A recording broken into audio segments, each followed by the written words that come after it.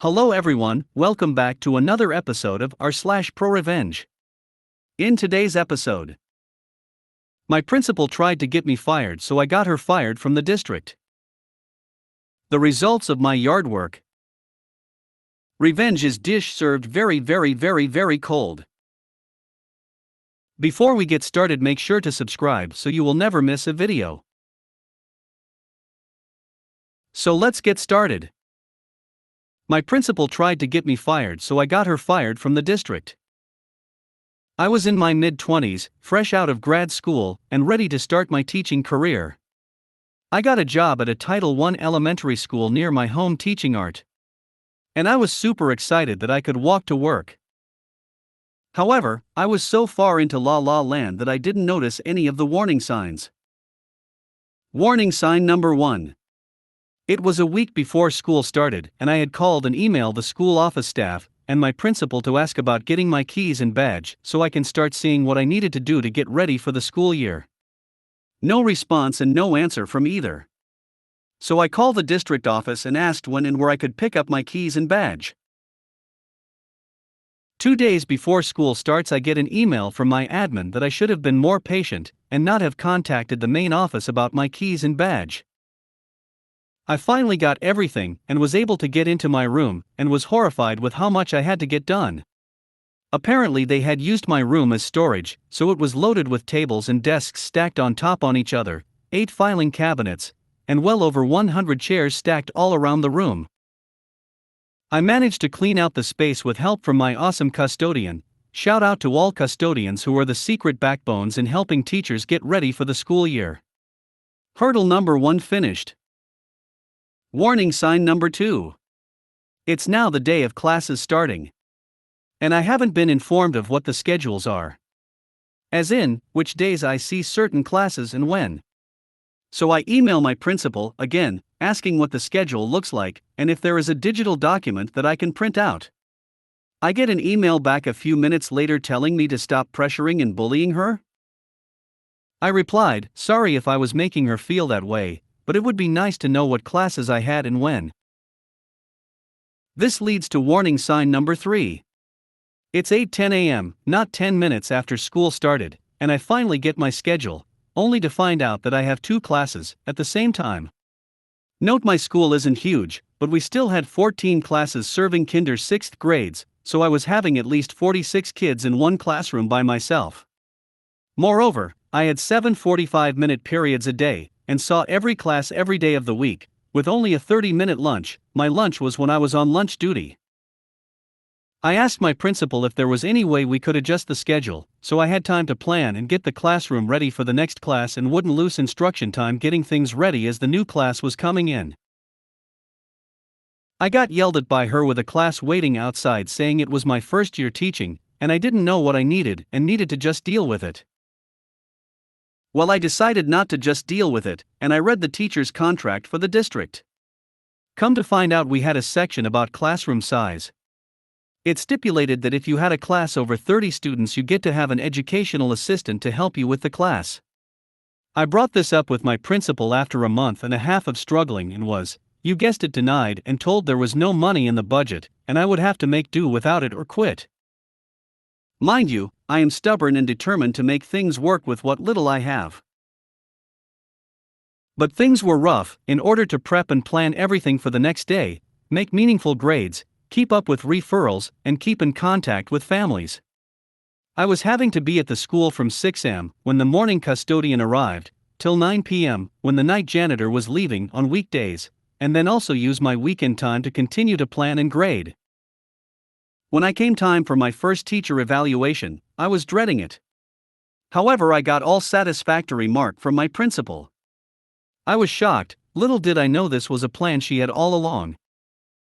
A few more weeks go past and I've had it. I talk with our union about the double classes and say it's not sustainable, and a classroom my size can't safely fit more than 30 students, let alone 46 students. And they said they would handle it, and another few weeks go by and nothing. It's not the week of Thanksgiving and conferences are over, and I get to not worry about anything for 2 days. So I decided to go to a potluck dinner with some old friends of mine. So here is the best part, and maybe the part that saved my career, and even maybe my sanity. I was talking with one of an old acquaintance and his new husband about what teaching job I landed, and how the school year was going.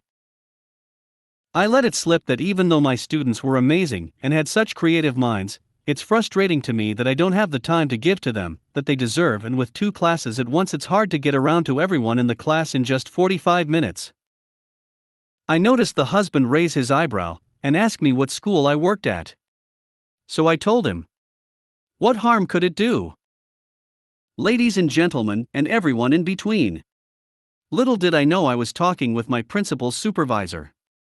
I found out the next Monday when my admin stormed into my room at 8:05 a.m. to scream and yell at me, threatening to fire me and make sure I never work in education again. I was shocked and confused at the time. However, later that week at our staff meeting we talk about a change in the schedule, and how only on class would be in my class at a time for an hour now, and I would only see them twice a week instead of all 5 days. It was magical. The kids were happier, I was calmed, was able to help each individual student if they needed it, and was able to plan enough throughout the day so I could leave at 4 p.m. Sad to say, my happiness didn't last forever. I noticed my principal stalking my room and coming in nonstop to observe me. It was awkward. I also had a few of my very extroverted students come in quiet and unable to focus and work, but when I asked them if everything was okay they would burst into tears and say, "I don't want you to go." Being confused, my response was always, "Oh student name, I Jave absolutely no intentions of going anywhere, you are all the best students a teacher could ever ask for." Which would cheer them up for a while, but then they would come in next week upset again. It all clicked when the day before we left for Christmas break, my principal came into my room with one of her minions, who was out building union representative, to tell me I was being put on a teacher support plan. This plan was to evaluate whether or not my contract with the district would be up for renewal at the end of the school year. I was shocked, and my union rep just snickered and walked away giggling with our admin. I felt sick and abused, unable to feel any emotion. It wasn't until I got home and read when this plan detailed was I seeing red. I had hit my breaking point. This is when I started to formulate a plan of revenge. Some things to note: our principal liked to come into school whenever they felt like. She would be there anywhere from 7:45 a.m., our actual contract hours, to as late as 9:30 am. She once showed up at noon without telling anyone. I also knew that she had kept renewing a certain after-school care contractor that wasn't free to families, but they got money from district to offer it for free. I also knew that this person running an after-school care was dating and living with our principal. So during winter break my acquaintance and his husband called and asked if they are free to get drinks over the holidays. I love a good cocktail and I needed some hard liquor. When we met up I wanted to talk about anything other than school stuff. I just wanted to keep my mind off of school drama. But the new husband brought up if things were better after he had talked about the double classes. That was when I found out that he was her boss. I asked, "What do you mean you talked to my principal? How do you know her?"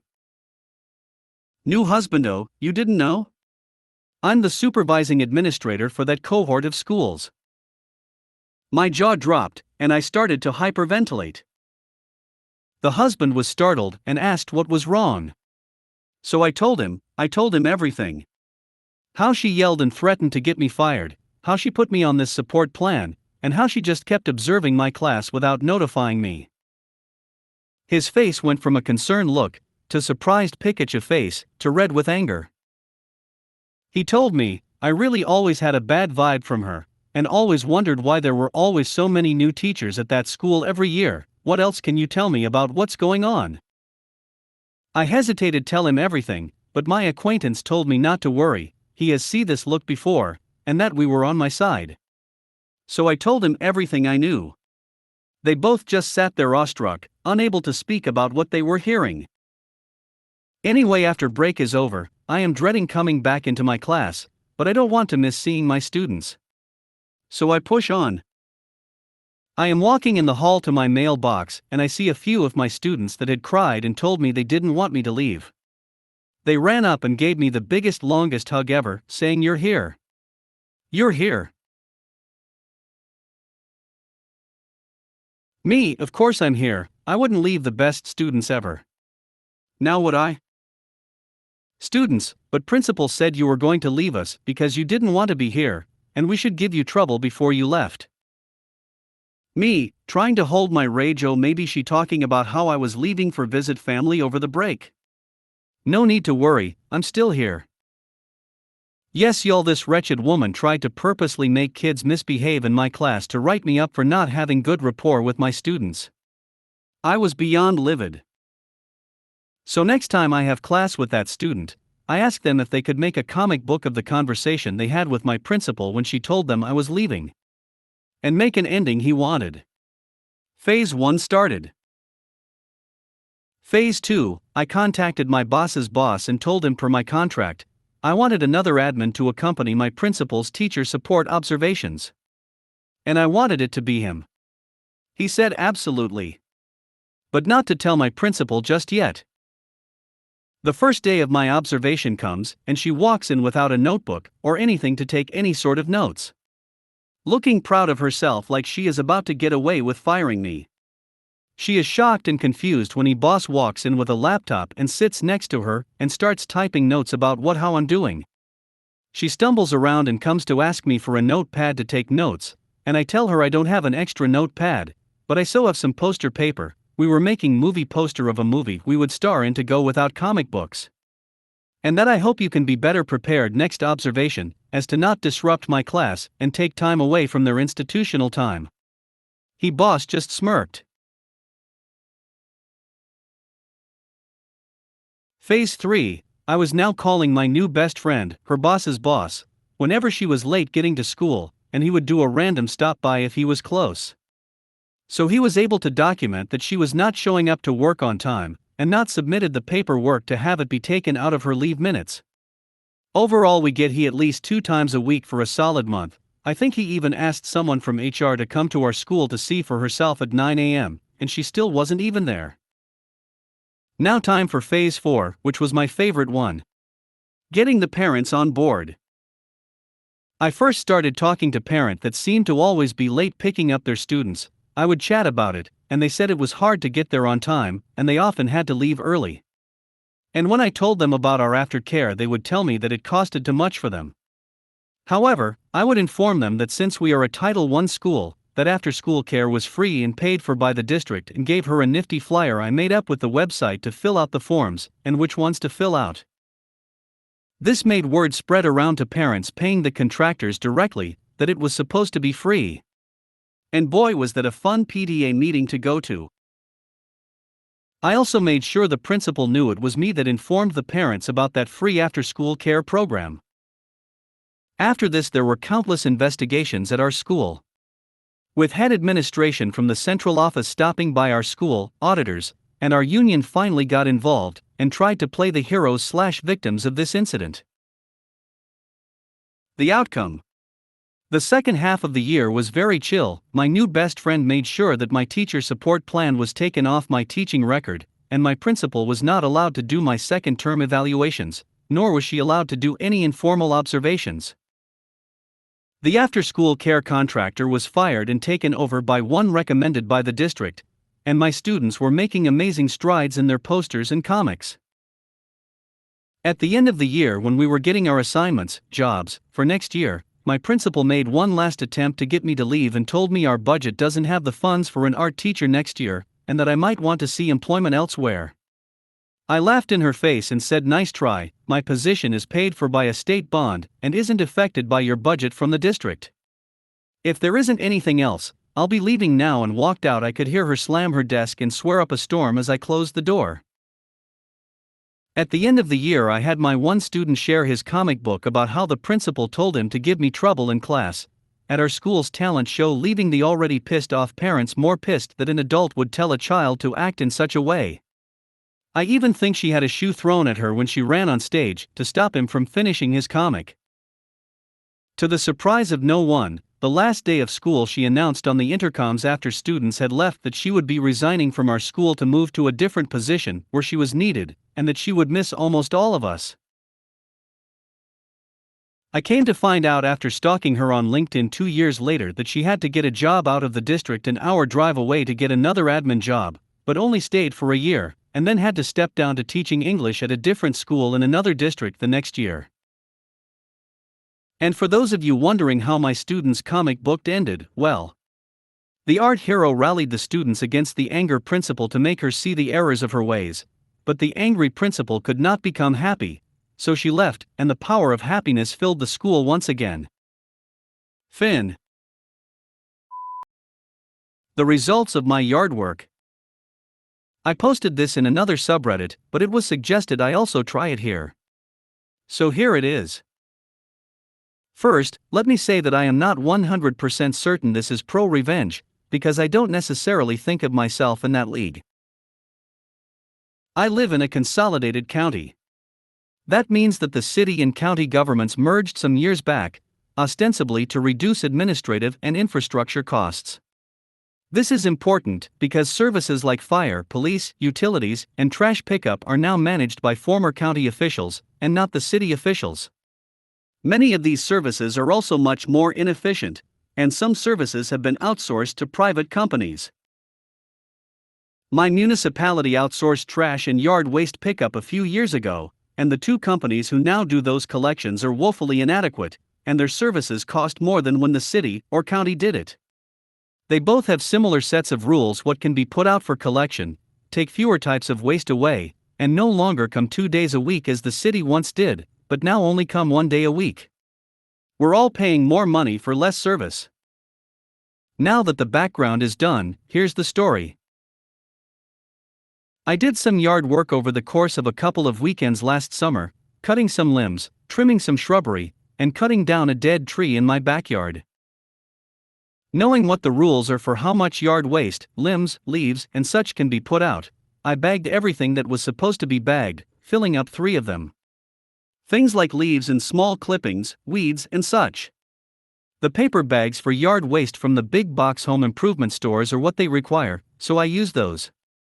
I just fill them halfway up so as to not make them too heavy for the waste collectors, even though there are no written weight restrictions. However, if a bag is too full, they will knock it over to spill out the contents, so they then don't have to pick it up. I cut the larger limbs down to under 4 feet in length, or they wouldn't be picked up. Anything at all they can do to get out of picking something up, they will do. And they almost always leave a horrendous mess behind when they do pick things up. The pile put out for collection is not allowed to be any wider than 10 feet, nor any deeper or higher than 5 feet, nor may it contain any piece longer than 4 feet. All bags must be placed in a row, no more than 3 feet away from the limb pile. My pile was maybe 4 inches longer than the 10 feet, and only because of the tiny ends of the limbs, smaller than a toothpick, hanging out of the pile. The pile was no higher than 3 feet, and no deeper than 4 feet. In other words, it fell within the size limits, except for a few twigs with leaves. I also had the 3 bags, each about half full of clippings and leaves, all lined up exactly as required, and about 2 feet away from the main pile. They were scheduled to come on a Tuesday, but when I got home from work that afternoon, it was all still there. There was a pre-printed notice on my door that my pickup exceeded the prescribed size limits, and the note said that I would be required to either pay a $250 oversized load fee, or reduce the size of the pile by half to make it fit into the limit. This is where the revenge comes in. I had the next 2 days off, so the next morning, bright and early, I got out the hedge trimmers. I trimmed the ends of the pile back to exactly 9 feet in length. After carefully laying those trimmed bits on top of the pile, I went to the backyard, where the limbs I had not trimmed up the week before were stacked for the following week's pile, and found 4 long, fairly straight limbs.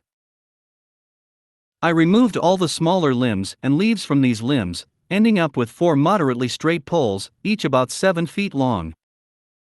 I marked 1-foot intervals on each pole in fluorescent orange paint, and stuck them in the ground, out at the curb in the front yard, at the corners of a rectangle exactly 5 feet wide and 10 feet long.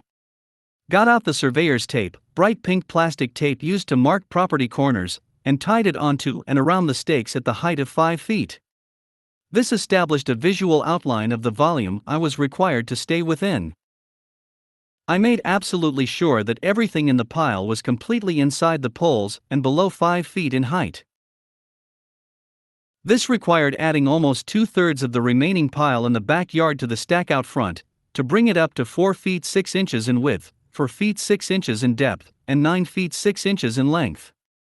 And no pieces longer than 46 inches. The pile was almost twice as much material as before. This included some small logs, up to 4 inch in diameter, also each 46 long.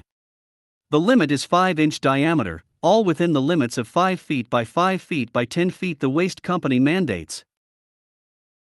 I carried each of the 3 bags of clippings to the backyard and filled each of them up as much as possible, while still being able to fold over the tops and staple shut each bag.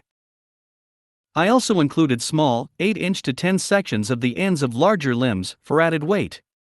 The bags were now completely filled, and weighed more than twice what they had before. I had to use the hand truck to get them out to the curb, they were so heavy. Oh, and all the extra clippings I had generated filled up 2 more bags, so the total was now 5 bags. The company limit. I then went inside, called the company, and very nicely asked that they come to pick up my yard waste, since they had not done so on Tuesday. They agreed to send out a truck and crew, and told me I would have to pay the fee. Come on then, I told them. They soon arrived, and happened to be the same crew that normally comes to my neighborhood. I pulled a 25-foot Stanley tape measure from my pocket, and asked them to measure the poles, to confirm that the space was within the required limits. They did so, and agreed the pile was not oversized, and proceeded to spend the next 2 hours manually loading it all onto their truck. Oh, and it took both of them to manhandle each of those bags into the back of the truck too. I told them, very nicely and with a smile, that I knew what 10 feet was, pointed to the fence where it was marked with orange electrical tape, and thanked them for coming to pick up my yard waste. The 2 tired, sweaty waste disposal guys just groaned, got in their truck, and drove off. There was no extra fee added to my bill for that month. Never has been since. Now, I know they got paid for their time, and I know that I had to do a lot of extra work on my day off, but since last July, I have not once ever had them leave so much as a single leaf on the ground in front of my house. They had to actually do some hard work, with me standing there in shorts, smiling and drinking cold Gatorade while they were sweating. Revenge is dish served very cold. In my young 20s I moved to a new city to try start my career in life. Money was very tight, but I was confident I would get things up and running. In my job search I came across a promising opportunity at a small firm, the firm. Instead of offering me the job, the owner said he would like me to come in for 2 days and work. If it was fit they would hire me, and if not they would pay for the 2 days. Money was so tight at the time that I figured taking the bus to and from the job was a luxury I could not afford and walked an hour each way to get there. Money was very tight. I did good work both the days and worked very hard, but it was not a fit.